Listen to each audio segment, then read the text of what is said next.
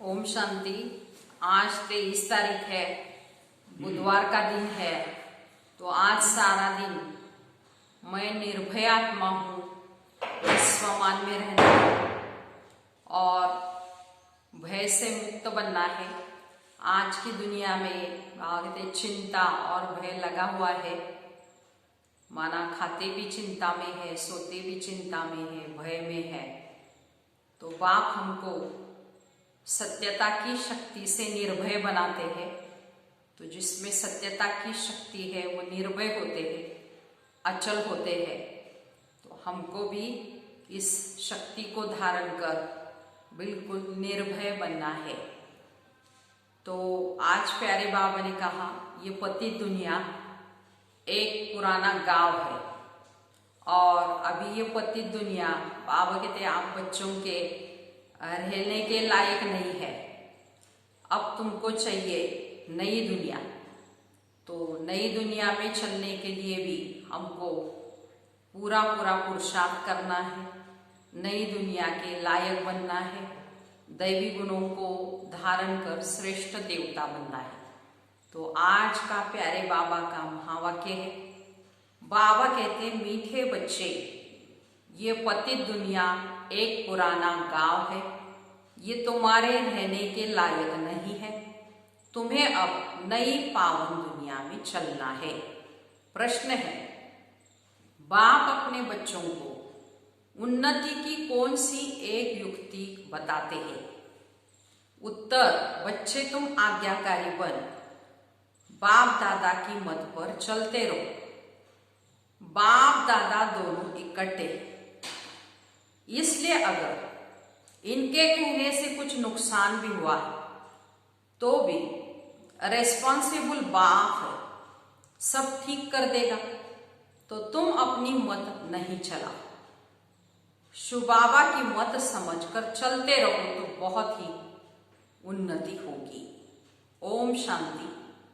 पहली मुख्य बात, रूहानी बच्चों को रूहानी बाप समझाते हैं कि अपने को आत्मा निश्चय कर बैठो और बाप को याद करो तो तुम्हारे सब दुख दूर हो जाएंगे।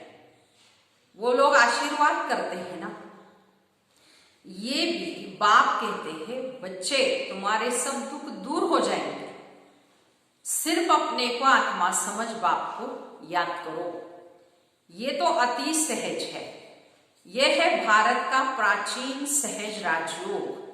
प्राचीन का भी टाइम तो होना चाहिए, लॉन्ग भी कितना, तो बाबा समझाते पूरे 5000 वर्ष पहले ये राजयोग तुमको सिखाया था।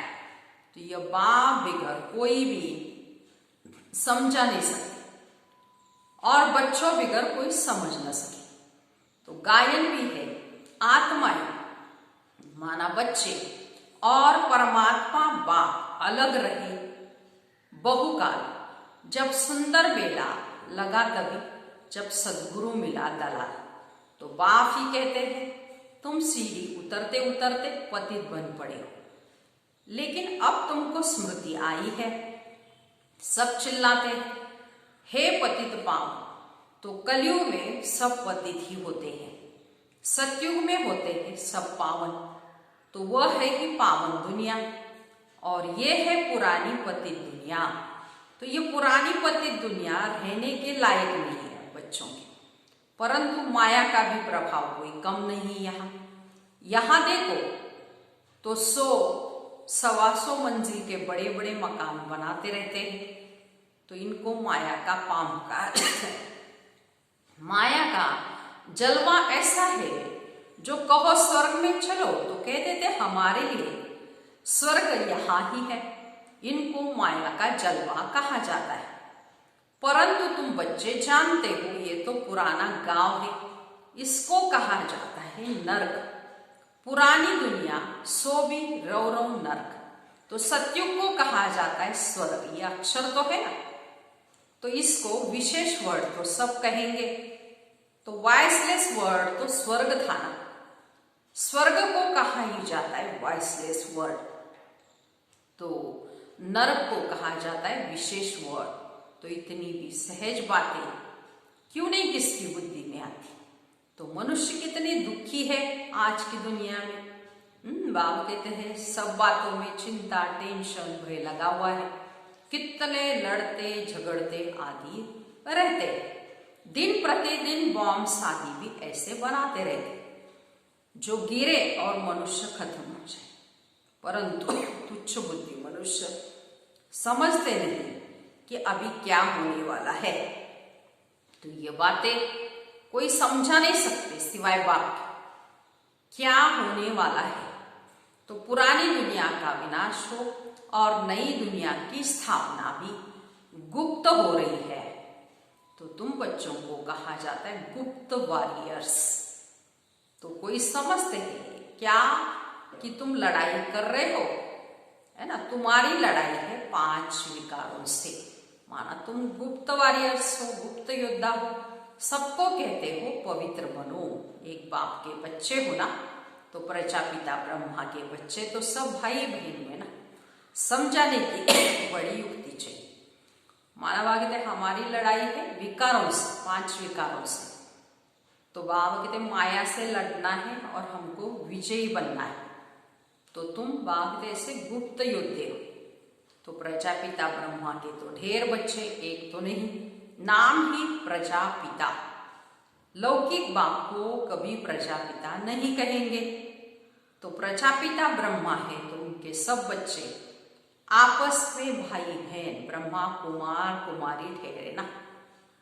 परंतु समझते नहीं, जैसे पत्थर बुद्धि, समझने की कोशिश भी नहीं करते। तो प्रजापिता ब्रह्मा के बच्चे भाई बहन हो गए हैं। तो विकार में तो जा न सके। तो तुम्हारे बोर्ड पर प्रजापिता अक्षर बहुत जरूरी है। यह अक्षर तो जरूर डालना चाहिए। तो सिर्फ ब्रह्मा लिखने से इतना जोरदार नहीं होता है। तो बोर्ड में भी करेक्ट अक्षर लिख सुधारना पड़े। तो ये बहुत जरूरी अक्षर है। ब्रह्मा नाम तो फीमेल का भी है, तो नाम ही खुट गए हैं, तो मेल का नाम फीमेल पर रख देते हैं। तो इतने नाम लाए कहाँ से? है तो सब ड्रामा प्लान अनुसार। बाप का वफादार आज्ञाकारी बनना कोई मासी का घर नहीं है। तो बाप और दादा दोनों इकट्ठे हैं, समझ नहीं सकते कि ये कौन है। तब शिव बाबा कहते मेरी आज्ञा को भी समझ नहीं सकते। उल्टा कहे या सुलटा तो तुम समझो शिव बाबा कहते हैं तो रिस्पॉन्सिबल भी वह हो जाएगा।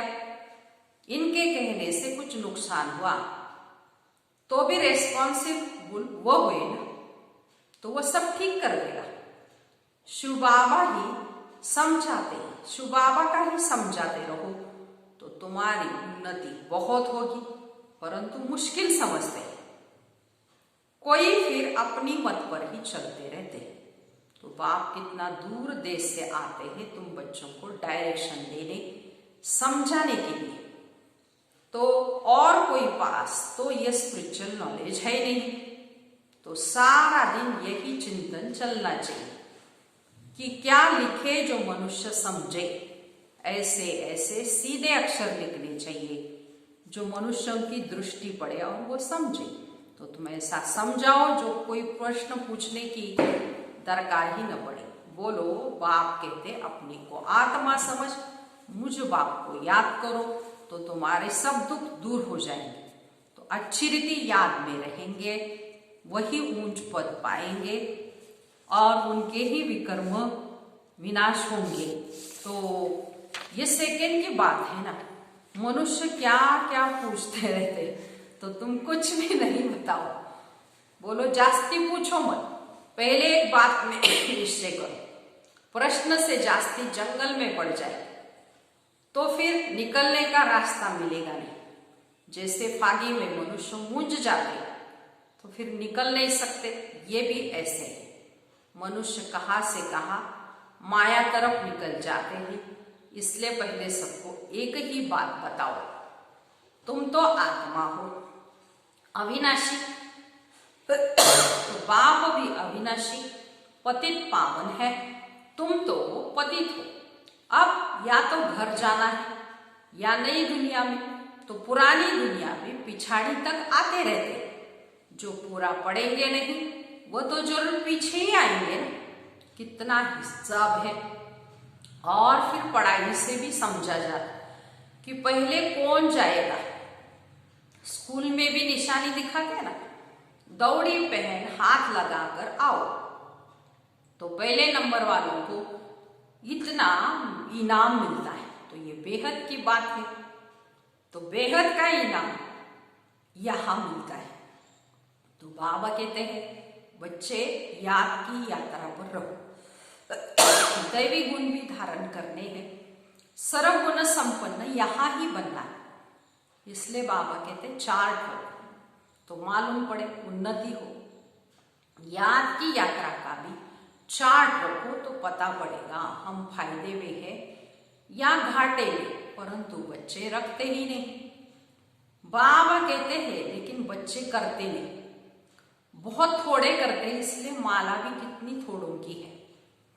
8 बड़ी स्कॉलरशिप लेंगे, फिर 108 प्लस में रहते हैं ना, प्लस में कौन जाएंगे? बादशाह और रानी। बहुत जरा सा फर्क रहता है। तो बाबा कहते पहले अपने को आत्मा समझो और बाप को याद करो। यही है याद की यात्रा। बस यही बाप का मैसेज सबको देना है। टिक टिक करने की भी दरकार नहीं जाती। बाबा कहते मन मनाओ, देह के सब संबंध छोड़, पुरानी दुनिया में सबका बुद्धि से त्याग करना है, क्योंकि अब वापिस जाना है और शरीरी बनना है ना। यहाँ बाबा याद दिलाते हैं, फिर सारे दिन में बिल्कुल याद भी नहीं करते। और कई बच्चे फिर श्रीमत पर भी नहीं चलते, बुद्धि में बैठता ही नहीं। तो बाबा कहते हैं नई दुनिया में जाना है तो तमो प्रधान से सतो प्रधान बनना है। बाबा ने हमको राज्य भाग्य दिया, हमने फिर से ऐसे गवाया। 84 जन्म लिए, लाखों वर्षों की बात ही नहीं। बहुत बच्चे अलग को न जानने के कारण बहुत प्रश्न पूछते रहते। इसलिए बाबा कहते पहले अलग पर समझाना है। बाबा कहते पहले माँ में एकम याद करो तो पाप कट जाए, और फिर दैवी गुण भी धारण करो तो देवता बन जाएंगे और कुछ पूछने की दरकार ही नहीं। अलग न समझे, बेते टिक टिक करने से कुछ भी फायदा नहीं। बाबा कहते मुझ जाते फिर तंग हो पड़ते। तो बाबा कहते पहले अनब को जानने से सब कुछ जान जाएंगे। मेरे द्वारा मेरे को जानने से तुम सब कुछ जान जाएंगे, बाकी जानने का कुछ रहेगा नहीं। इसलिए 7 रोज रखे जाते। 7 रोज में बहुत समझ सकते, परंतु नंबरवार समझने वाले होते। कोई तो कुछ भी नहीं समझते, वो क्या राजा रानी बनेंगे? एक के ऊपर राजा ही करेंगे क्या? हर एक को अपनी प्रजा भी बनानी है। टाइम बहुत वेस्ट करते। बाप तो कहते हैं बेचारे तो भल कितने भी बड़े बड़े मर्तबे वाले, परंतु बाप जानते हैं ये तो सब कुछ अभी मिट्टी में मिल जाना है। तो बाकी थोड़ा समय है विनाश काले, विपरीत बुद्धि वालों का विनाश होना है। हम आत्माओं की प्रीत बुद्धि कितनी है वो तो समझ सकते हैं। तो कोई कहते हैं 1-2 घंटे याद रहती है।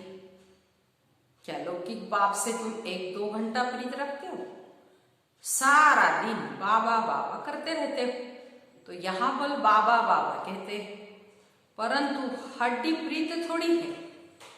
तो बार बार कहते शिव बाबा को याद करते रहो। सच सच याद करना है। चालाकी यहां चल न सके। बहुत है जो कहते हम तो शिव बाबा को बहुत याद करते, फिर वो तो उड़ने लग पड़े। बाबा बस हम तो जाते सर्विस पर, बहुतों का कल्याण करने। जितना बहुतों को पैगाम देंगे उतना याद में रहेंगे। बहुत बच्चियां कहती है बंधन है। अरे बंधन तो सारी दुनिया को है, बंधन को युक्ति से काटना है। युक्तियां बहुत है। समझो कल मर पड़े फिर बच्चे कौन संभाले? जरूर कोई ना कोई संभालने वाले निकल तो पड़ेंगे ही। अज्ञान काल में तो दूसरी शादी भी कर लेते। इस समय तो शादी भी बहुत मुसीबत है। कितना थोड़ा पैसा देकर बोलो किसको कि बच्चों को संभालो, तो तुम्हारा ये मर्जीवा जन्म है। जीते जी मर गए, पीछे कौन संभालेगा? तो जरूर नर्स रखनी पड़े। पैसे से क्या नहीं हो सकता है, लेकिन बंधन मुक्त जरूर बनना है। सर्विस के शो वाले आपे ही भागेंगे। दुनिया से मर गए ना। यहाँ तो बाबा कहते मित्र संबंधी आदियों का भी उद्धार करो। सबको बाप का पैगाम देना है। मन मनाभों का तो तमो प्रदान से सतो प्रदान बन जाए। तो ये बाप ही कहते हैं और तो ऊपर से आते हैं, तो उनकी प्रजा भी उनके पिछाड़ी आते रहे। कैसे क्राइस्ट सबको नीचे ले आते, नीचे बचाते बचाते जब अशांत होते तो कहते हमको शांति चाहिए। बैठे तो थे शांति में, फिर प्रिसेप्टर पिछाड़ी आना पड़ता है। फिर कहते हैं हे पतित पावन आओ, देखो कैसा खेल बना हुआ है। तो वो अंत में आकर लक्ष्य लेंगे। तो बच्चों ने साक्षात्कार किया हुआ है, मन मनाभों का लक्ष्य आकर लेंगे। अब तुम बेगर टू प्रिंस बनते हो, है ना। तो ये लक्ष्य रखना है। बाबा कहते हैं बेगर से प्रिंस बनना है। तो अभी बेगर है और सतयुग में जाकर बेगर से प्रिंस बनेंगे। तो अभी साहूकार है वो गरीब बनेंगे। वंडर है, इस खेल को जरा भी कोई नहीं जानते। सारी राजधानी स्थापन हो रही है, कोई तो गरीब भी बनेंगे ना। तो ये बड़ी दुरादेशी बुद्धि से समझने की बातें। पिछाड़ी में सब साक्षात्कार होगा कि हम कैसे ट्रांसफर होते हैं। तो तुम पढ़ते हो नई दुनिया के लिए। अभी तो हम संगम पर है, पढ़कर पास करेंगे तो दैविक कुल में जाएंगे। अभी ब्राह्मण कुल में है, ये बातें कोई समझ न सके। तो हमको भगवान पढ़ाते हैं, जरा भी किसकी बुद्धि में नहीं बैठता। निराकार भगवान जरूर आएगा ना। तो ये ड्रामा बड़ा वंडरफुल बना हुआ है, उसको तुम जानते हो और पार्ट बजाते बजा रहे। त्रिमूर्ति के चित्र पर भी समझाना। तो ब्रह्मा द्वारा स्थापना, विनाश तो ऑटोमेटिकली होना ही है, सिर्फ नाम रख दिया है। ये ड्रामा बना हुआ है, माना शंकर द्वारा विनाश, ये नाम लिखा हुआ है। तो मुख्य बात है बाबा कहते अपने को आत्मा समझ बाप को याद करो, तो विकर्म विनाश हो और जंग उतर जाए। स्कूल में जितना अच्छी रीति पढ़ेंगे उतना बड़ी आमदनी होगी। तो तुमको 21 जन्मों के लिए हेल्थ वेल्थ मिलती है, कम बात है क्या। यहाँ भल वेल्थ है परंतु टाइम नहीं है जो पुत्र पोतरे खा सके। कहते सब विनाश हो जाएगा, रहेगा कुछ भी नहीं। तो बाप ने सब कुछ इस सेवा में लगा दिया। तो कितना उनका जमा हो गया। देखो ब्रह्मा बाबा ने सब ईश्वरीय सेवा में लगा दिया, तो उनका कितना भाग्य जमा हो गया। सबका थोड़ी जमा होता है ऐसे। तो इतने लखपति हैं, पैसा काम आएगा ही नहीं, तो बाबा लेंगे ही नहीं, जो फिर देना भी पड़े रिटर्न 21 जन्मों के लिए। तो बाबा कहते ऐसे का लेंगे ही नहीं। तो जितना जितना सफल करेंगे बाप के यज्ञ में उतना हमारा भाग्य बन जाएगा। अच्छा, मीठे मीठे सिकीलते बच्चों पर माता पिता बाप दादा का याद प्यार और गुड मॉर्निंग। रूहानी बाप की रूहानी बच्चों को नमस्ते। हम रूहानी बच्चों की रूहानी माता पिता बाप दादा को याद प्यार, गुड मॉर्निंग और नमस्ते। हम बनेंगे फरिश्ते। वाह बाबा वाह, शुक्रिया बाबा शुक्रिया, वाह ड्रामा वाह, वाह मेरा भाग्य वाह। ओम शांति। अभी सारी मुरली का धारणा के लिए मुख्य सार सुनिए।